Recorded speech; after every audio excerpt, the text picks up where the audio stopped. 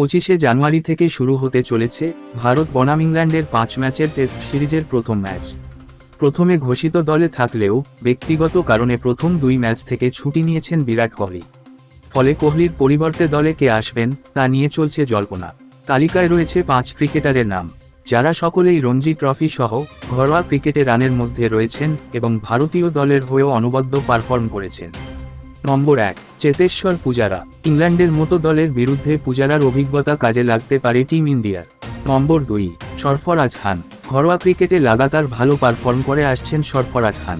নম্বর 3, সাই সুদর্শন। রক্ষণের পাশাপাশি আক্রমণও বেশ ভালো সাই সুদর্শনের, ফলে কোহলির জায়গায় আসতে পারেন সুদর্শন। নম্বর 4, রিঙ্কু সিং। আইপিএলের পর ভারতীয় দলের হয়ে টি20 ক্রিকেট ও ওডিআইতেও ভালো পারফর্ম করেছেন রিঙ্কু সিং। নম্বর 5, রজত পাতিদার। ঘরোয়া ক্রিকেটের পর ভারতীয় এ দলের হয়েও অনবদ্য পারফর্ম করছেন রজত পাতিদার। বন্ধুরা, ভিডিওটি কেমন লেগেছে অবশ্যই জানাবে। এরকম দেশ বিদেশের খেলার টাটকা খবর, আপডেট এবং ভিডিও পেতে লাইক আর সাবস্ক্রাইব করুন আমাদের চ্যানেলকে। ধন্যবাদ।